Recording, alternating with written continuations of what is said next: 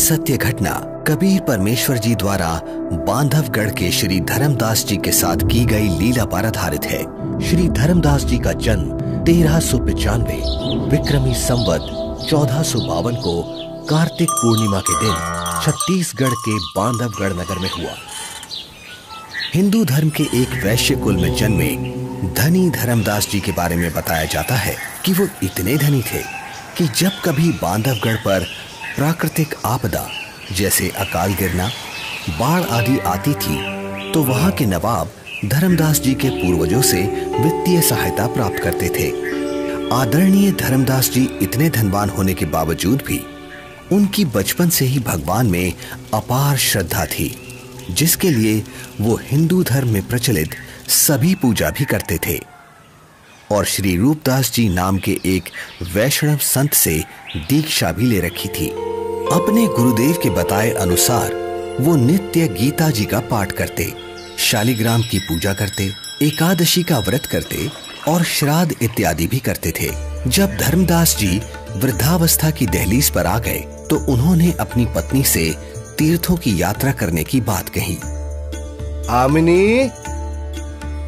जी स्वामी। गुरुदेव ने कहा है कि मुक्ति पाने के लिए 68 तीर्थों की यात्रा जरूर करनी चाहिए, इसलिए मैं कल तीर्थ यात्रा पर निकल रहा हूँ।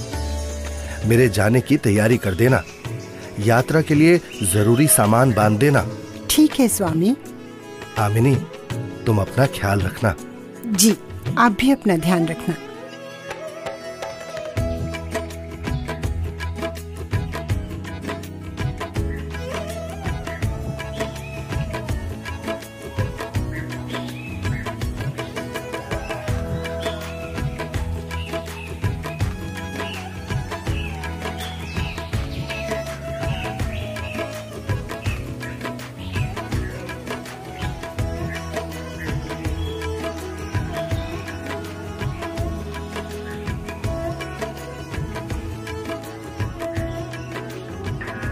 मथुरा में तीर्थों की यात्रा करते हुए एक सुबह धर्मदास जी गोवर्धन पर्वत के पास स्थित एक सरोवर के किनारे पहुंचे।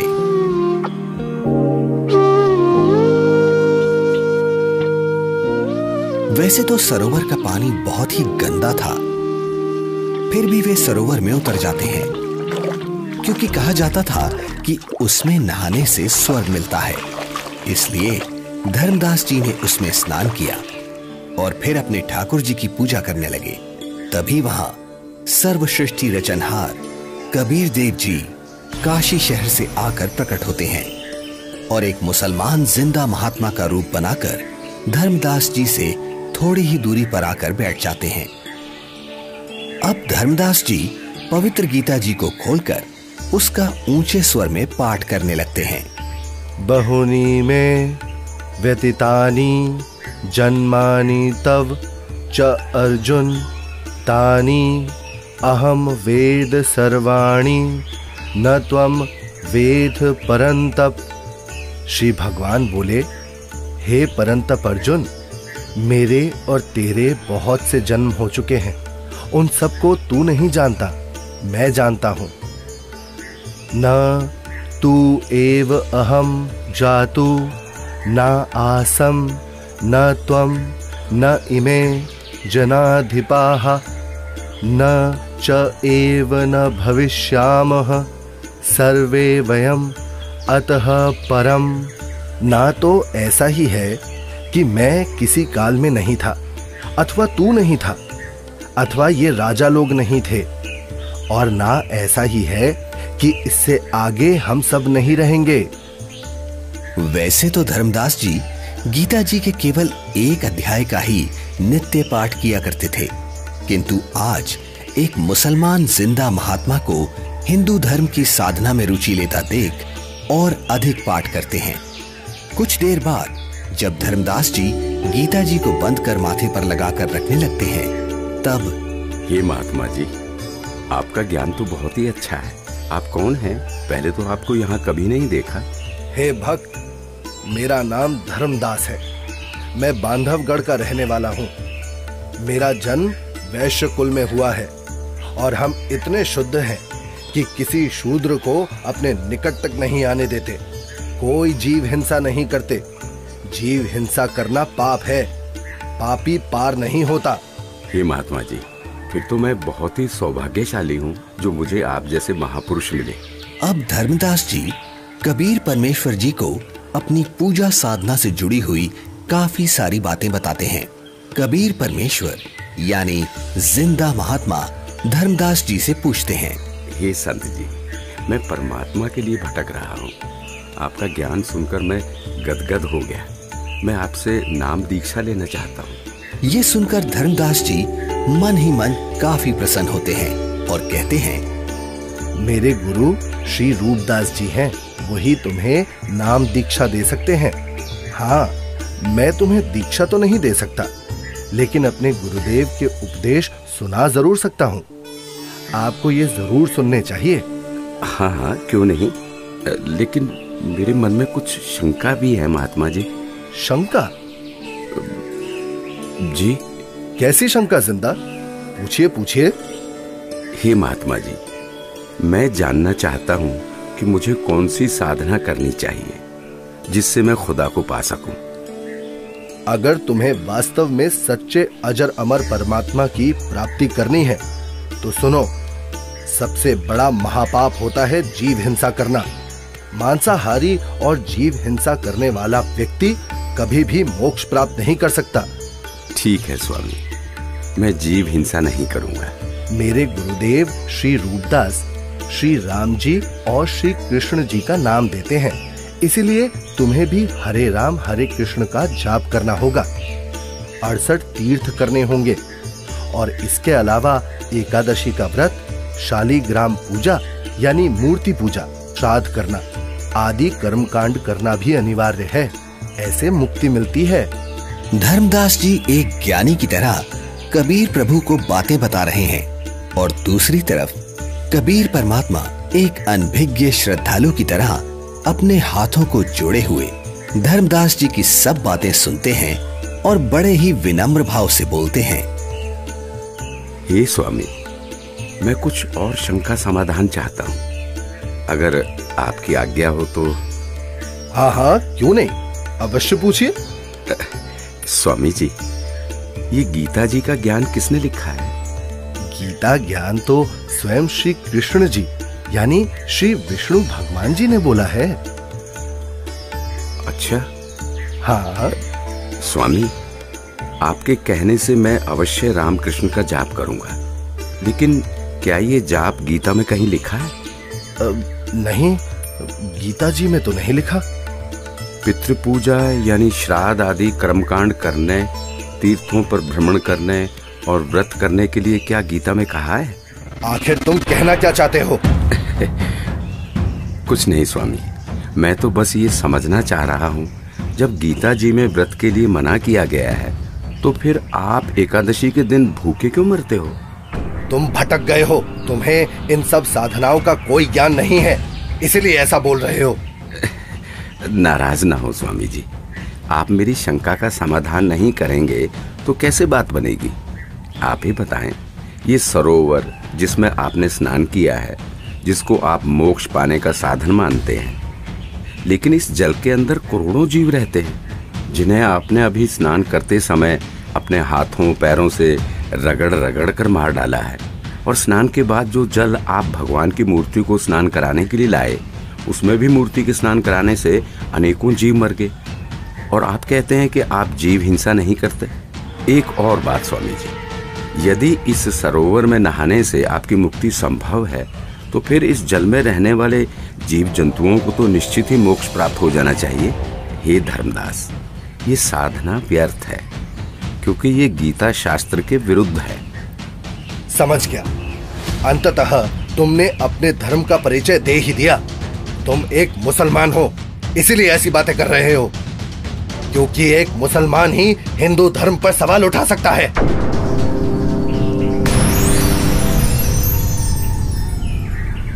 अरे, ये तो गायब हो गए। लगता है ये कोई सामान्य संत नहीं थे। मुसलमान होकर भी उनको हिंदू शास्त्रों का पूर्ण ज्ञान है। ये जरूर कोई देव पुरुष है। वे सही ही तो बता रहे थे।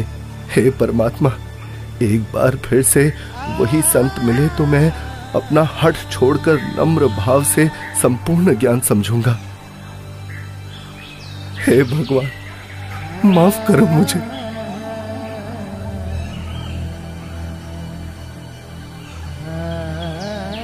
वास्तव में गीता जी में कहीं भी हरे राम हरे कृष्ण मंत्र नहीं लिखा है, अपितु पितर पूजा, भूत पूजा, देवताओं की पूजा गीता अध्याय 9 श्लोक 25 में व्यर्थ कहा है। मैं महामूर्ख, मंद बुद्धि, इतना दुर्भाग्यशाली हूं कि संपूर्ण ज्ञान सुने बिना एक महान पुरुष को नाराज कर दिया। हे भगवान, मुझे माफ करो, उस महान आत्मा से फिर मिला दो। मैं इस बार उनकी सारी बातें मानूंगा।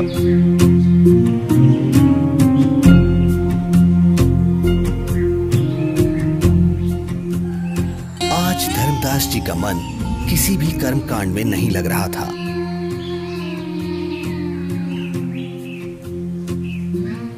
तब उन्होंने सब कार्य छोड़कर खाना बनाने के बारे में सोचा। भगवान का प्रसाद बना लेता हूँ और फिर उन महापुरुष की खोज करता हूँ।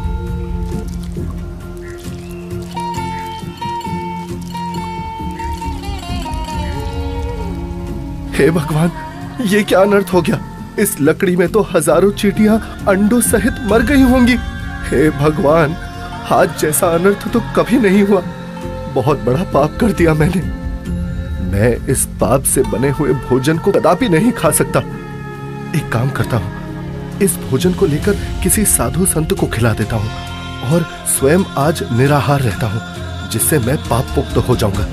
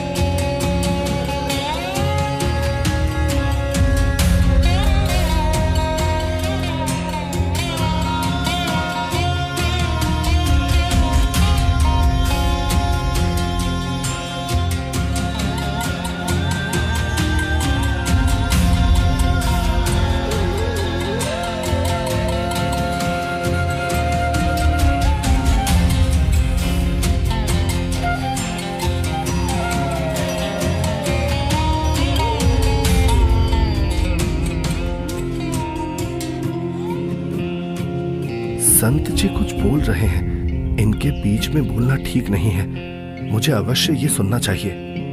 मन तू मान सरोवर नारे, यहाँ न भटका खारे।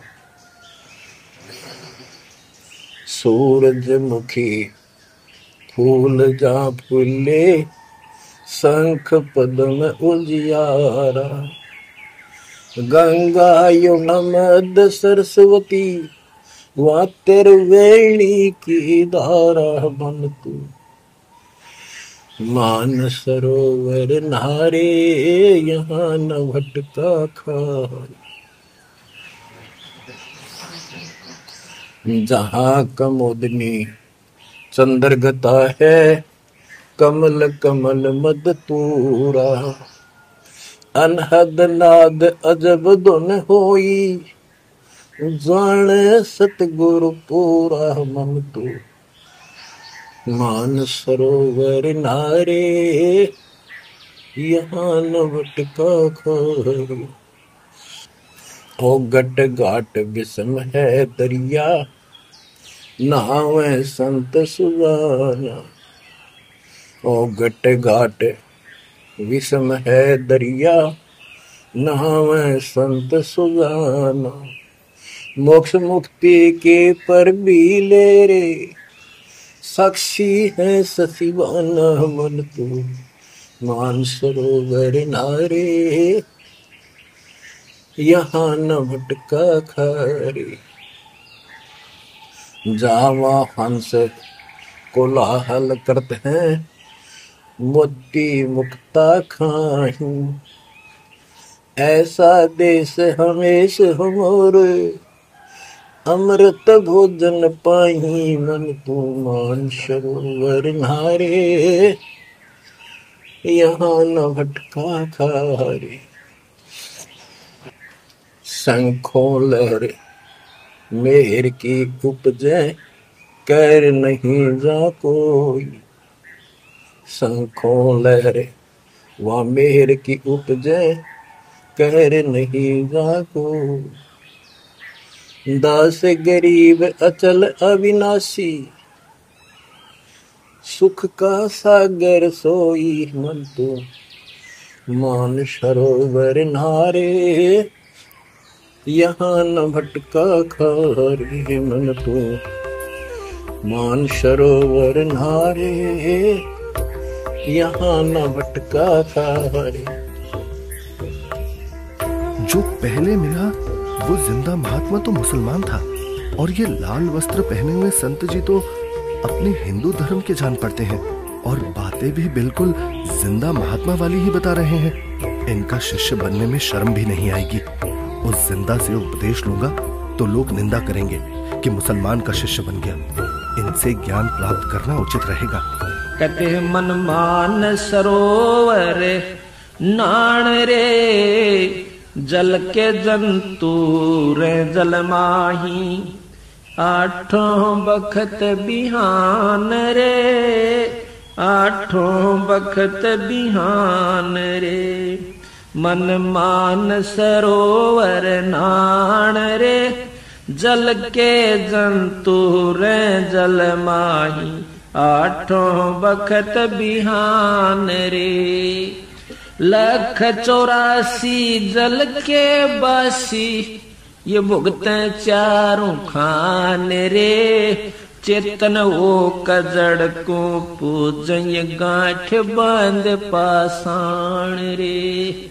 भाई मरकट कहाँ चंदन के लेपे, क्या गंग नवाय सवान रे। अर सुधी हो न पूछतास की, वो छोड़ को न बाण रे। 12 कोट जहां जम किंकर, बड़े बड़े दैत हवान रे। धर्म राय की दरगाह माही, ओरई खेचा ताण रे। फेरे ओरी खेचा ताण रे। मैं जो साधना कर रहा हूँ उससे यमदूतों द्वारा दिए जाने वाले कष्ट नहीं टलते। इसका मतलब ये सब साधना तो व्यर्थ है। हे महात्मा जी, कृपया भोजन ग्रहण करें। रख दे धर्मदास, बहुत भूख लगी है। इन्हें कैसे मालूम कि मेरा नाम धर्मदास है? मैं भंडारा करता रहता हूँ, शायद इसीलिए ये मुझे जानते हैं।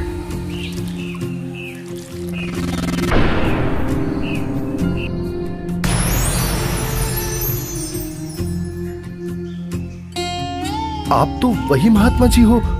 हत्यारे, कल तू क्या कह रहा था कि जो जीव हिंसा करते हैं वो कभी मोक्ष को प्राप्त नहीं कर सकते। अरे तू तो कसाई से भी बुरा निकला। हे प्रभु, मुझ अज्ञानी को क्षमा करो। मैं कहीं का नहीं रहा जिसका कोई लाभ नहीं, और शास्त्र अनुकूल साधना किससे मिले ये आप ही बता सकते हैं। मैं आपसे पूर्ण आध्यात्मिक ज्ञान सुनने का इच्छुक हूँ। कृपया मुझ अज्ञानी पर दया करके मुझ पापी को वो तत्व ज्ञान सुनाए भगवान, जिससे मेरा मोक्ष हो सके। ठीक है धर्मदास, अब सुनो। आप एकादशी का व्रत करते हो, जबकि श्रीमद् भगवद गीता अध्याय 6 श्लोक 16 में पढ़ा है कि हे अर्जुन, ये योग यानी भक्ति ना तो अधिक खाने वाले की और ना बिल्कुल ना खाने वाले अर्थात व्रत रखने वाले की, ना अधिक सोने वाले की तथा ना अधिक जागने वाले की सफल होती। इस श्लोक में व्रत रखना पूर्ण रूप से मना है धर्मदास। फिर देख अपनी गीता खोलकर। यहाँ परमेश्वर कबीर देव जी जिंदा रूप में धर्मदास जी को सृष्टि रचना सुनाते हैं और तीनों देवताओं की स्थिति से अवगत कराते हैं कि हे धर्मदास, अभी तक आप जिन भगवानों की यानी ब्रह्मा, विष्णु, महेश की भक्ति कर रहे थे, वो तो पृथ्वी, स्वर्ग और पाताल केवल इन तीनों लोकों में प्रधान है। रजगुण ब्रह्मा है, सतगुण विष्णु और तम गुण शिव जी ये मोक्ष नहीं कर सकते। आप जो भक्ति कर रहे हैं उससे कोई लाभ नहीं होगा। धर्मदास, केवल शास्त्र अनुकूल भक्ति करो। हे महात्मा, आप ये क्या कह रहे हैं? ब्रह्मा, विष्णु, महेश की भक्ति करने से कोई लाभ नहीं होगा? हम उनको कैसे छोड़ सकते हैं? धर्मदास, मैं इन देवताओं को छोड़ने की नहीं कह रहा, बल्कि आपको ये समझा रहा हूं कि जो पवित्र गीता जी और पवित्र वेद बता रहे हैं वैसे साधना करने से ही मोक्ष संभव है। हे जिंदा, भगवान विष्णु अखिल ब्रह्मांड के स्वामी हैं और आप उनको केवल 3 लोक के स्वामी बता रहे हैं। यदि फिर से आपने श्री विष्णु को अपमानित किया तो उचित नहीं होगा। मूर्ख के समझावते ज्ञान गाठी का जाए, कोयला होत न उजला, भावे 100 मन साबुन लाए। ये मैंने क्या कर दिया? मैंने उन महात्मा को फिर से नाराज कर दिया। मेरी बुद्धि भ्रष्ट हो गई है। जो मैंने सच्चे परमात्मा को नहीं पहचाना, उन्हें अपने जैसा मनुष्य मान लिया। हे भगवान, मुझे क्षमा करो। अब जिस पूजा को मैं कर रहा हूं वो कर नहीं सकता और आपकी बात मैंने सुनी नहीं। हे भगवान, मुझे सत्मार्ग दिखाओ, नहीं तो मैं आत्मघात कर लूंगा। मुझे परमात्मा की सच्ची भक्ति चाहिए।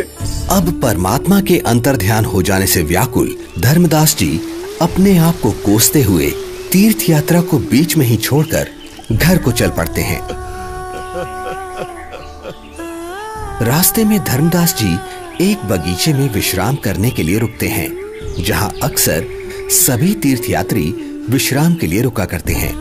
जहां धर्मदास जी चिंतन करते हैं कि पूर्ण परमात्मा की साधना तो मेरे को मिली नहीं और पहले वाली साधना मैं नहीं करूं तो कहीं मैं पाप का भागी ना बन जाऊं। इसलिए धर्मदास जी मूर्ति निकालकर वापस उन्हीं की पूजा करने लगते हैं।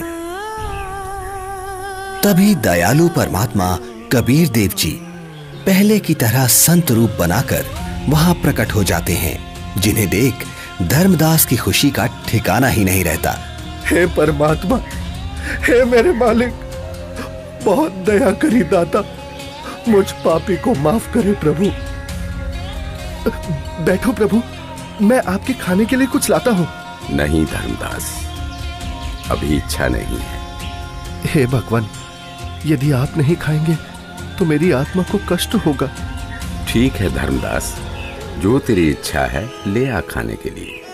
धर्मदास के काफी आग्रह करने पर और उनके सच्चे भाव को देखकर परमात्मा कबीर जी पेड़े और बताशे खाने लगते हैं। परमात्मा को पेड़े खिलाते हुए धर्मदास जी बहुत प्रसन्न होते हैं। प्रसाद लेने के बाद परमात्मा फिर से ज्ञान चर्चा करने लगते हैं। हे धर्मदास जी, आप यदि अभी भी इस ज्ञान पर विश्वास नहीं कर पा रहे हैं तो क्यों ना आप एक बार अपने गुरुदेव रूपदास जी से ये सब पूछ के देख लो कि क्या ब्रह्मा, विष्णु, महेश के कोई माता पिता हैं या नहीं, और क्या ब्रह्मा, विष्णु, महेश जी की जन्म मृत्यु होती है? क्या ये देवता आपके पाप कर्म काट सकते हैं? क्योंकि जो ज्ञान मैंने आपको बताया है, पुराणों में ये सब स्पष्ट लिखा है।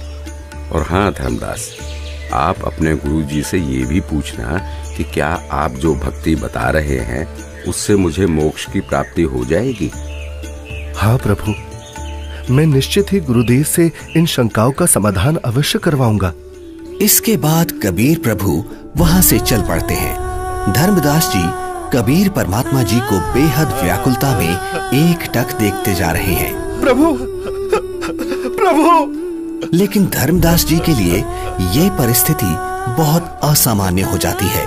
धर्मदास जी इतना व्याकुल हो जाते हैं कि वो परमेश्वर कबीर साहिब जी को छोड़ना नहीं चाह रहे थे और पहले वाली साधना भी छोड़ना धर्मदास जी के लिए बहुत मुश्किल हो रहा था। कबीर प्रभु के जाने के बाद धर्मदास अपनी शंकाओं के समाधान के लिए अपने गुरु रूपदास जी के आश्रम की तरफ निकल पड़ते हैं।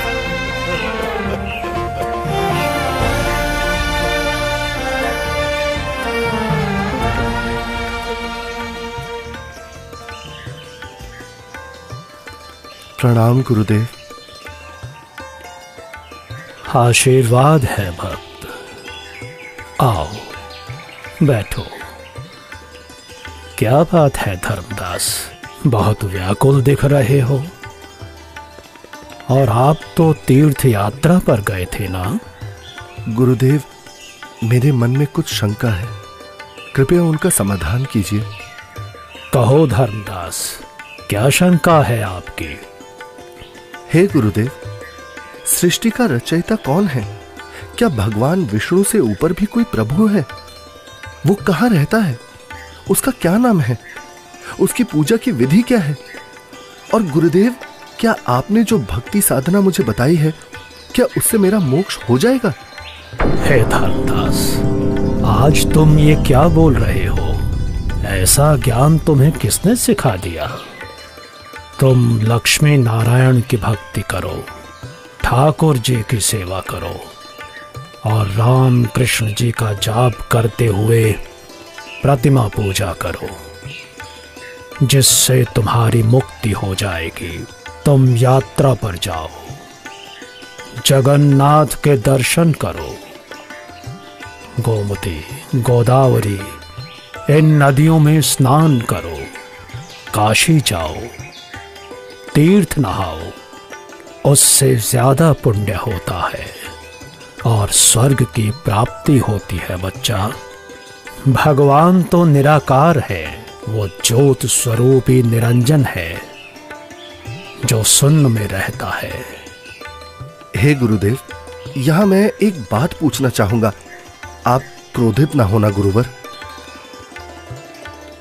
हे गुरुदेव, जो ज्योत निरंजन आप बता रहे हैं, वो तो प्रतिदिन 1 लाख मानव खाता है और 1.25 लाख उत्पन्न करता है। गुरुदेव, मुझे जीव भक्षक नहीं, जीवों की रक्षा करने वाला भगवान कौन है वो बताइए। ये ज्योति निरंजन ब्रह्म तो जीवों को खाता है।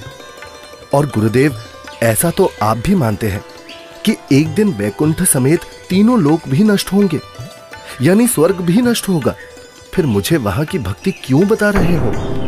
गुरुदेव, मुझे उस अविनाशी स्थान के बारे में बताओ जिसका जिक्र गीता अध्याय 18 श्लोक 62 में किया है कि हे अर्जुन, तू सर्वभाव से उस परमेश्वर की शरण में जा, उसकी कृपा से ही तू परम शांति को और सनातन परम धाम शाश्वतम स्थानम अविनाशी लोक को प्राप्त होगा।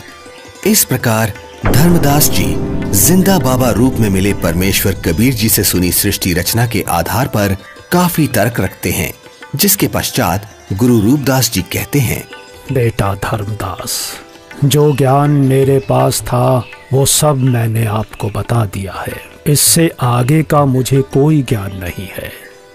जो महात्मा आपको मिले हैं वो अवश्य ही कोई पहुंचे हुए महापुरुष हैं।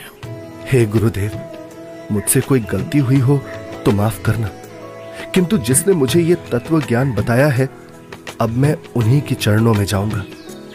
आज के बाद वही मेरे सद्गुरु होंगे।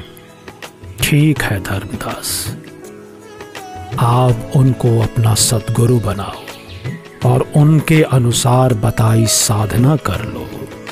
इसके बाद धर्मदास जी गुरु रूपदास जी को प्रणाम करके वहां से अपने घर की तरफ निकल पड़ते हैं।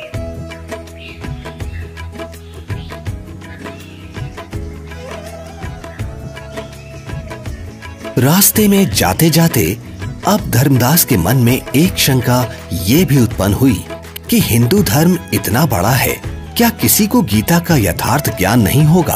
अवश्य कोई ना कोई साधु महात्मा मंडलेश्वर गीता में कहे उस परमेश्वर परम अक्षर ब्रह्म के विषय में जानता होगा। इसके बाद धर्मदास कई प्रसिद्ध हिंदू संतों से मिलते हैं। सबको पहले 1 रुपया दान देते हैं ताकि संत मेरे को अपने दिल की बात गुप्त रहस्य बताएगा, क्योंकि जो भक्त अधिक दक्षिणा देता था तो संत उससे अधिक स्नेह से बात करते थे। उस समय 1 चांदी का रुपया आज के 10,000 रुपए के लगभग कीमत का होता था। सबसे पहले धर्मदास जी एक वैष्णव महामंडलेश्वर श्री ज्ञानानंद जी के पास जाते हैं, जिनका बहुत अधिक बोलबाला था। हे संत जी, क्या श्री ब्रह्मा जी, श्री विष्णु जी और श्री शिव जी के कोई माता पिता हैं? बच्चा, इनका कोई जन्म मरण नहीं होता, इसलिए माता पिता का तो सवाल ही नहीं उठता। इतना सुनकर धर्मदास जी वहां से चल पड़ते हैं।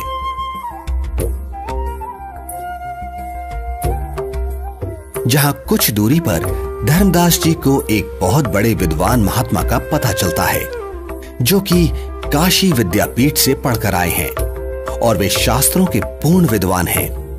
धर्मदास जी महात्मा के पास जाते हैं और दक्षिणा देकर पूछते हैं, महात्मा जी, गीता जी के अध्याय 18 श्लोक 62 में भगवान श्री कृष्ण ने अपने से अन्य किस परमेश्वर की शरण में जाने को कहा है?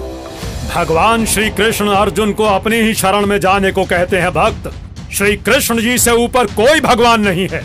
इस प्रकार धर्मदास जी बहुत से संत महंत मंडलेश्वरों के पास जाते हैं और सभी से एक जैसे ही प्रश्न करते हैं, किंतु उत्तर किसी का संतोषजनक नहीं मिलता।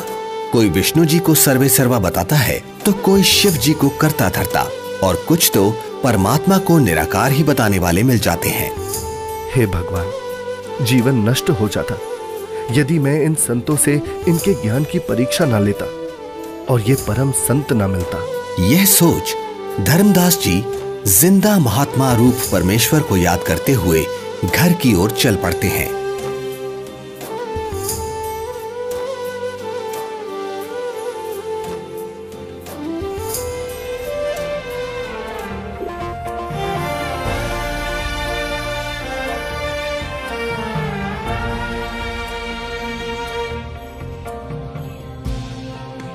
जहां मार्ग में एक नदी आती है, जिसके किनारे वृक्ष के नीचे एक हिंदू संत विराजमान दिखाई देते हैं, जिनके पास 4-5 व्यक्ति भी बैठे हैं। धर्मदास जी भी विश्राम करने के उद्देश्य से संत के पास कुछ दूरी पर वृक्ष के नीचे छाया में दूर से ही राम राम करके बैठ जाते हैं।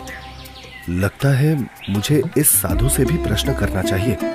अरे नहीं नहीं, जब बड़े बड़े मंडलेश्वरों को ज्ञान नहीं, जिनके पास हजारों शिष्य हैं, तो फिर इसके पास तो क्या ही होगा। यहाँ तो बस 4-5 वृद्ध ही तो बैठे हैं। आदेश महाराज, आदेश। हे धर्मदास, हिंदू मंडलेश्वरों ने बता दिया वो परमेश्वर कौन है।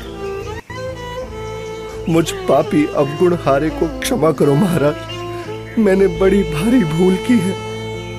आपने सृष्टि रचना का ज्ञान जो बताया है, उसके सामने सभी संतों का ज्ञान ऐसा है जैसे सूरज के सामने दीपक।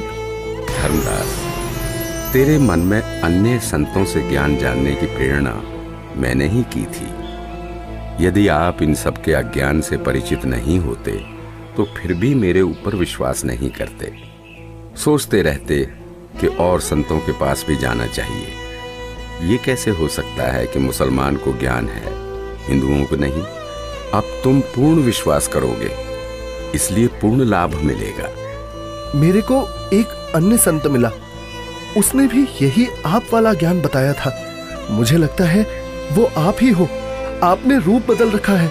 हे धर्मदास, मैं उनका शिष्य हूँ, वे मेरे गुरु हैं, वे काशी में रहते हैं। यहाँ धर्मदास व जिंदा रूपी परमात्मा की बहुत ज्ञान चर्चा हुई, जिसके बाद मैं अब सतगुरु के दर्शन करने जा रहा हूँ, आज्ञा दो। मुझे सतलोक के दर्शन करा दो, बिना देखे मुझे शांति नहीं होगी। हे धर्मदास, आपको गुरुजी से दीक्षा दिला दूंगा, फिर भक्ति करना। हे जिंदा, आप ही सब कुछ हो, अपने आप को छुपा रहे हो। मुझे सतलोक दिखाओ ताकि मेरी आत्मा को संतोष हो। धर्मदास, नाम लेकर भक्ति करो। जब शरीर छोड़कर जाओगे तो आप वहां सतलोक देखना। हट क्यों कर रहे हो? मैं कितना दुष्ट हूं कि मैंने परमात्मा पर विश्वास नहीं किया, और अब पता नहीं वो फिर दोबारा दर्शन देंगे या नहीं। रोते रोते धर्मदास जी अपने घर पहुंच जाते हैं।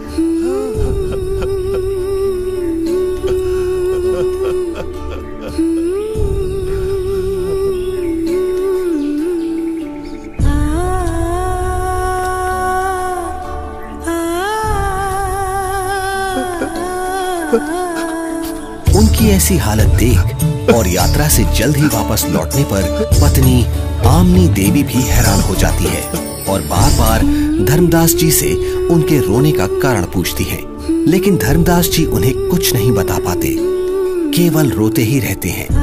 फिर काफी देर बाद, क्या हुआ स्वामी, क्या हुआ? कुछ तो बताइए, आखिर क्या हुआ आपके साथ? लगता है इनके पैसे किसी ने लूट लिए हैं। क्यों कच्चा मन कर रहे हो जी? किसी ने यात्रा में आपका धन लूट लिया तो कोई बात नहीं, आपके पास धन की कमी थोड़ी है, हाँ ले जाना, भगवान ने बहुत दे रखा है।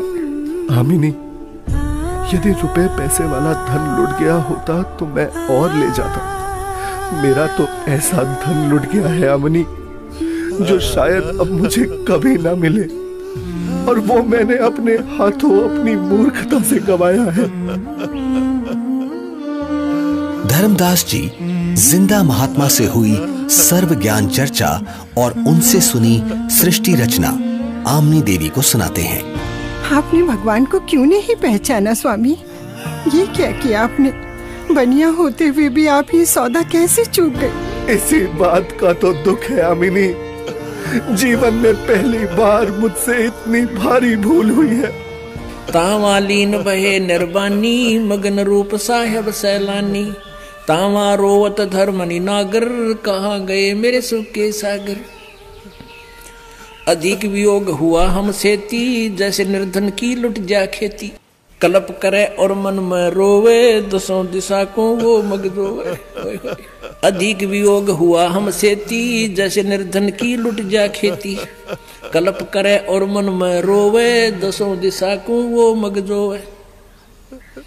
हम जाने तुम देह स्वरूपा, हमरी बुद्धि अंधगर कूपा। हम तो मानुष रूप तुम जाना, सुन सुत गुरु का किया पियाना। बेग मिलो कर हूँ अपघाता, मैं ना जी हूँ सुनो विधाता। अगम ज्ञान कुछ मोहे सुनाया, मैं जी हूँ नहीं अवगत राया। बेग मिलो कर हूँ अपघाता, मैं ना जी हूँ सुनो विधाता। अगम ज्ञान कुछ मोहे सुनाया, मैं जी हूँ नहीं अवगत राया। तुम सतगुरु अवगत अधिकारी, मैं नहीं जानी लीला थारी। तुम अवगत अविनाशी साईं, फिर मोको कब मिलो गोसाई। कमर कसी धर्मदास को पूरब पंथ पयाने, गरीबदास रोवत चले वो बांधो गुड़ अस्थाने। अब धर्मदास रोजाना अपने घर के आसपास, जंगलों में, नदियों के पास, नगरों में और दूसरी अलग अलग जगह पर काफी सारे धर्मगुरु, संत, महंत, मंडलेश्वर, आचार्य, शंकराचार्य के पास जा जाकर परमात्मा को ढूंढने लगे। कहीं वेश बदल कर बैठे हों, इसलिए प्रश्न भी करते कि श्री ब्रह्मा जी, श्री विष्णु जी, श्री शिव जी के माता पिता कौन है, वो परमात्मा कौन है। परंतु उत्तर ठीक नहीं होता था। तो स्पष्ट था ये साधु संत परमात्मा जिंदा नहीं है। 6 महीने तक जिंदा बाबा नहीं मिले।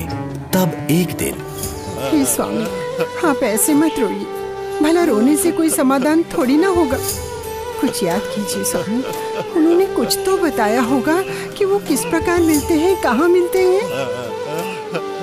हाँ, याद आया आमिनी, उन्होंने ज्ञान चर्चा करते समय बताया था। जहाँ कहीं भी धर्म भंडारे चल रहे होते हैं, मैं वहाँ जरूर उपस्थित होता हूँ और अपनी प्यारी आत्माओं को ज्ञान समझाता हूँ। धर्मदास, क्या धर्म भंडारा? फिर तो स्वामी क्यों ना हम धर्म भंडारा ही करवा दें। हाँ, यही सही है। 3 दिन का धर्म भंडारा करते हैं।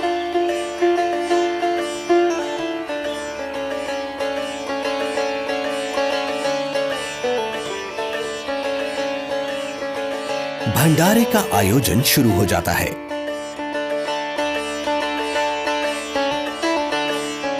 दूर दूर से साधु महात्मा भंडारे में आने लगते हैं।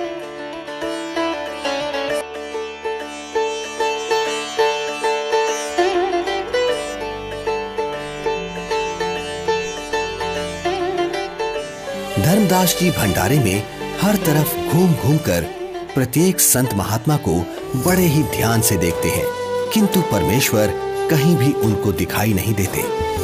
2 दिन बीत जाते हैं। धर्मदास जी बहुत मायूस हो जाते हैं और एकटक रास्ते को ही निहार रहे हैं। आज वो मन ही मन संकल्प कर लेते हैं कि प्रभु, आप मुझ अपराधी को दर्शन नहीं दे रहे। हे परमात्मा, आज अगर आप नहीं मिले तो मैं आत्मघात कर लूंगा।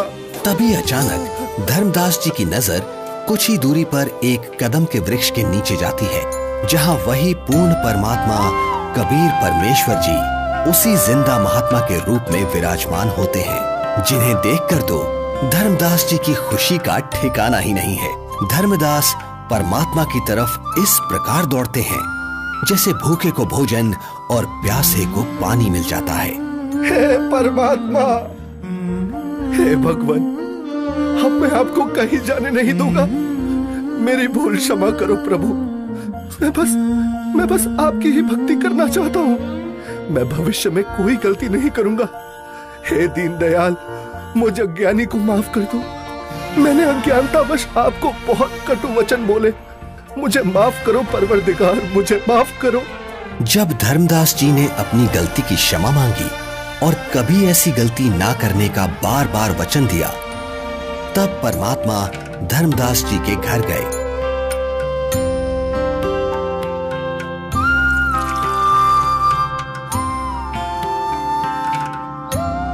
जहां आमनी देवी और धर्मदास जी दोनों ने परमात्मा की बहुत सेवा की और उनसे नाम दीक्षा ली। हे प्रभु, आपका बच्चा बहुत नरम दिल का है। इतना रोया मैं भी रुला दी। आपकी तड़फ में दिन रात रोता रहा। मैं बार बार हिम्मत हौसला दिलाती, परमात्मा अवश्य मिलेंगे। ये रोते हुए कहते, हमने अब नहीं मिलेंगे। मैंने उनको बहुत बार परेशान किया अपनी मूर्खता व अज्ञान के कारण। फिर रोने लग जाते। आपने अपने दास को इतना कष्ट नहीं देना था। बेटी, जैसे लोहे का औजार बनाने के लिए गर्म किया जाता है, फिर उस पर चोट लगाई जाती है, तब वो काम बनता है। ठंडे लोहे पर चोट काम नहीं करती, इसलिए धर्मदास को 6 महीने गर्म करना पड़ा। ये काल का वकील बना था। अब जो मैं बताऊंगा ये सब मानेगा और काम का हो जाएगा, यानी मोक्ष प्राप्त करेगा। धर्मदास, आपको वो भगवान मिला है जिसको पाने के लिए राजाओं ने राज त्याग दिए, ऋषियों ने शरीर तक गला दिए। इसलिए अब खूब भक्ति करो ताकि आप हमेशा हमेशा के लिए सतलोक के निवासी बन सको, जहां आपको इतना सुख मिलेगा जो स्वर्ग क्या महास्वर्ग में भी नहीं है। सुंदर बाग, सदाबहार फलदार वृक्ष और दूधों की नदियां बहती हैं, जहां सुंदर नर और नारी रूप में हंस आत्माएं रहती हैं। वे कभी वृद्ध नहीं होते और वहां जाने के बाद कभी मृत्यु भी नहीं होती। धर्मदास, हे महाराज, नाराज ना होना। कृपया मुझे वो अमर लोक दिखाने की मेहर करे परवरदिगार, ताकि मेरा विश्वास दृढ़ हो। आप भक्ति करो। जब शरीर त्याग कर जाओगे तो सतलोक को ही प्राप्त करोगे। धर्मदास जी के अधिक आग्रह करने पर कबीर परमेश्वर जिंदा रूप में धर्मदास जी की आत्मा को निकालकर ऊपर सतलोक में ले जाते हैं। सतलोक, जहां दरबार के द्वार पर खड़े द्वारपाल को परमेश्वर ने कहा कि धर्मदास जी को परमात्मा के दर्शन कराओ। जिंदा रूप परमात्मा पीछे से अपने सिंहासन के पास चले गए, जिसके कुछ ही देर बाद देखते ही देखते वहां पर बहुत सारे हंस तथा हंसनी इकट्ठे होकर नाचते गाते हुए धर्मदास जी को परमेश्वर के सिंहासन के पास लेकर जाते हैं, जहां परम अक्षर ब्रह्म कबीर साहिब जी, जिनके एक रोम का प्रकाश करोड़ों सूर्य और करोड़ों चंद्रमा के प्रकाश से भी कई गुना अधिक था, वो एक बहुत ही सुंदर सिंहासन पर विराजमान है। जिंदा रूप में नीचे से गए परमात्मा तख्त पर विराजमान अपने ही दूसरे स्वरूप पर चवर करने लगते हैं, जिसे देख धर्मदास जी सोचते हैं कि जिंदा महात्मा तो परमेश्वर का सेवक है। धर्मदास जी इतना सोच ही रहे थे कि कुछ ही देर में तख्त पर विराजमान परमात्मा खड़े हो जाते हैं और जिंदा महात्मा तख्त पर विराजमान हो जाते हैं तथा तेजोमय परमात्मा जिंदा महात्मा पर चंवर करने लगते हैं, जिसे देख धर्मदास जी हैरान हो जाते हैं कि तेजोमय परमात्मा जिंदा महात्मा पर चंवर क्यों कर रहे हैं। आखिर ये जिंदा महात्मा है कौन? इतने में तेजोमय शरीर वाले परमात्मा जिंदा महात्मा के शरीर में समा जाते हैं और चंवर अपने आप होने लगता है। धर्मदास, मैं ही संपूर्ण सृष्टि का रचयिता हूं। मेरा ही नाम कबीर देव है। मैं ही चारों युगों में पृथ्वी पर प्रकट होता हूं। वर्तमान में मैं अपने वास्तविक नाम कबीर नाम से काशी नगर में प्रकट हूं, जहां एक साधारण मनुष्य की भांति लीला कर रहा हूं और जुलाहे रूप में रहता हूं। धर्मदास, काल जाल में फंसे अपने बच्चों को भक्ति का धनी बनाकर उनके इस वास्तविक घर सतलोक में वापस लाने के लिए वहां प्रकट हुआ हूं। हे सर्वसृष्टि रचनहार, मैं बहुत दुष्ट हूं। मैंने आपको कितना दुखी किया, कितना अपमानित किया। मुझे माफ कर दो परवरदिगार, मैं बहुत नीच हूं, माफ कर दो मुझे।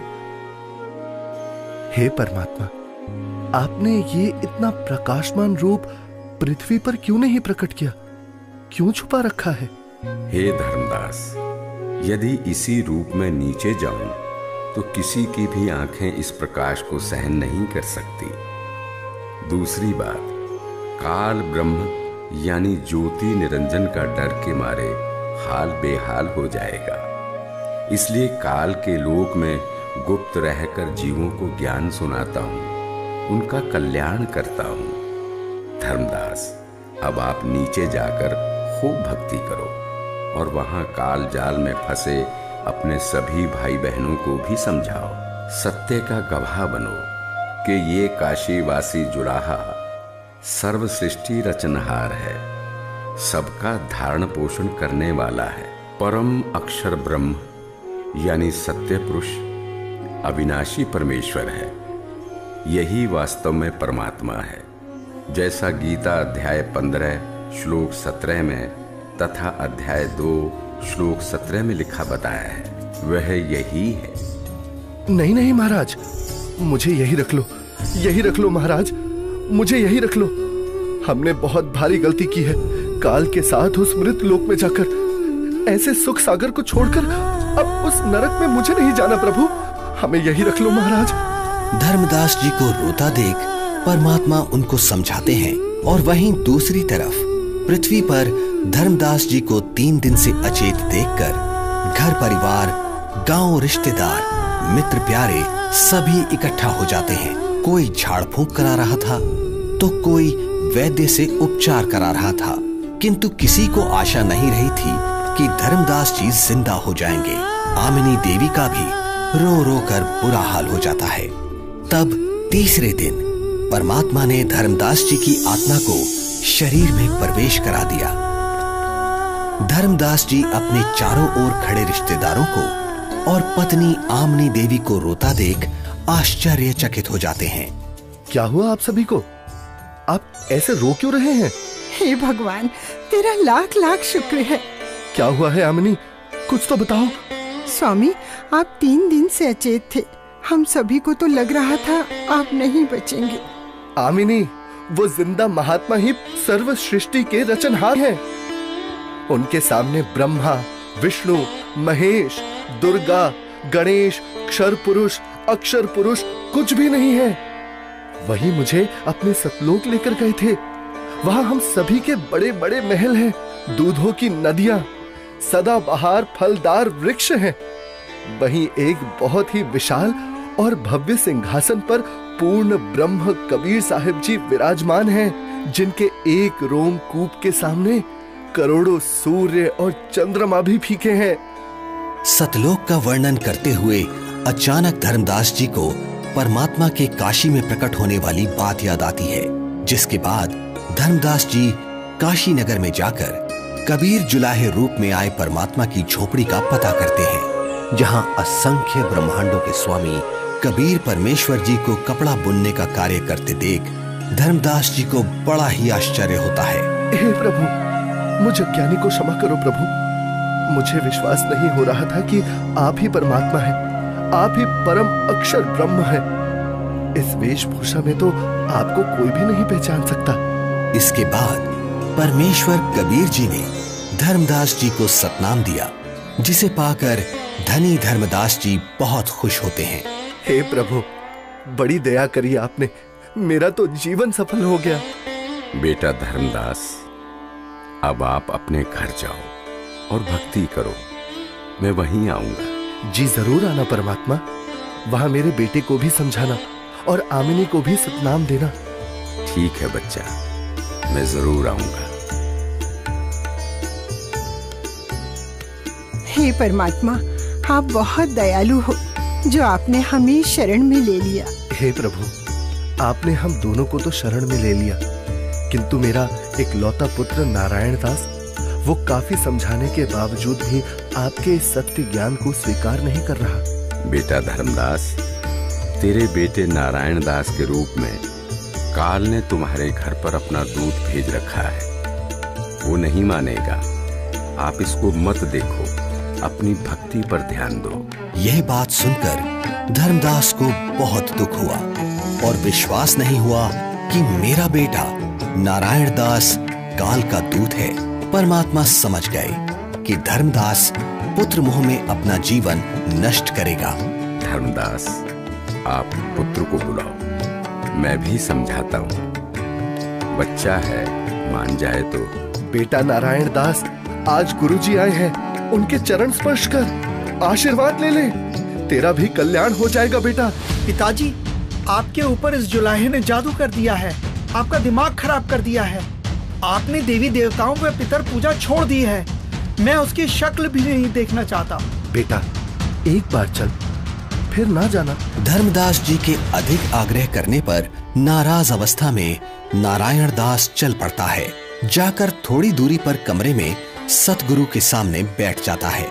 परमात्मा समझाने लगते हैं, किंतु नारायण दास कुछ भी समझने को तैयार नहीं होता।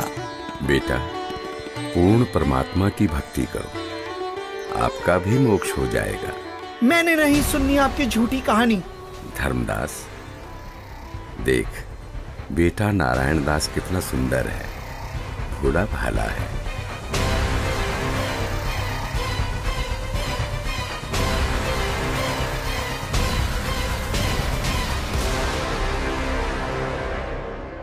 बेटा नारायण दास, आप जाओ, आपको जो ठीक लगे करो।